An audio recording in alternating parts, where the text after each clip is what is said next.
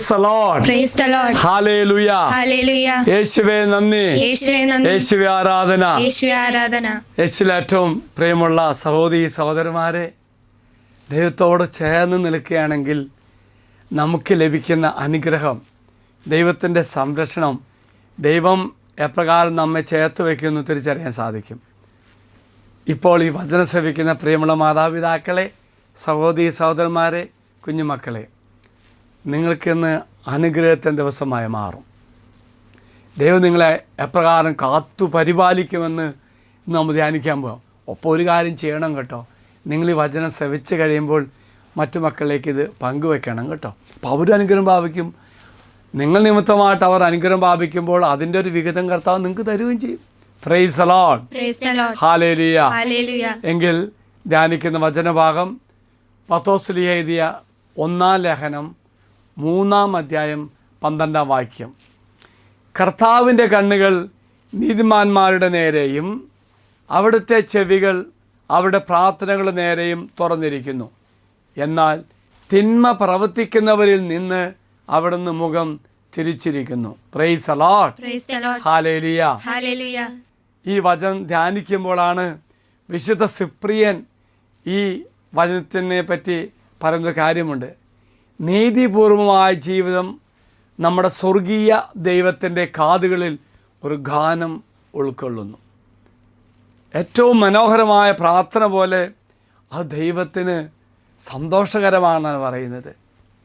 വചനം പറയുന്നു, ദൈവം നീതിമാന്മാരെ നിരീക്ഷിക്കുകയും അവരുടെ പ്രാർത്ഥനകൾ കേൾക്കുകയും ചെയ്യുന്നു.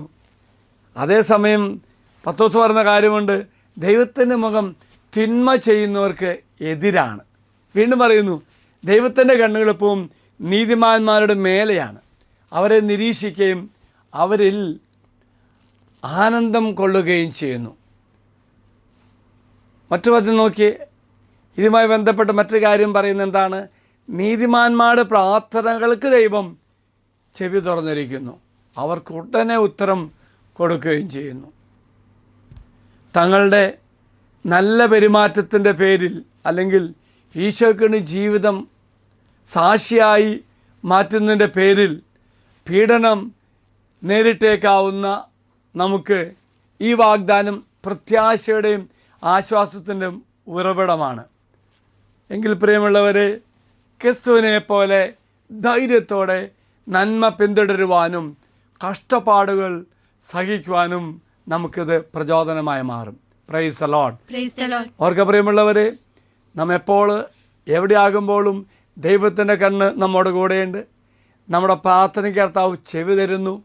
നാം പ്രാർത്ഥിക്കുമ്പോൾ അവിടുന്ന് ചെവി തുറന്നു തരുമെന്നാണ് പറയുന്നത്. നമുക്കെങ്കിൽ പ്രാർത്ഥിക്കാം. സ്വർഗസ്ഥനായ പിതാവേ, എൻ്റെ എല്ലാ പ്രവർത്തനങ്ങളിലും നീതിപൂർവ്വം ജീവിക്കാനുള്ള കൃപ എനിക്ക് തരണമേ. എൻ്റെ ജീവിതം ഭൂമിയിൽ ദൈവത്തെ പ്രസാദിപ്പിക്കുമാറാകട്ടെ. അതുവഴി സ്വർഗത്തിൽ എനിക്ക് നിത്യജീവൻ ലഭിക്കുമാറാകട്ടെ. Praise the Lord. ദൈവം എല്ലാവരെയും അനുഗ്രഹിക്കട്ടെ എന്ന് പ്രാർത്ഥിക്കുന്നു.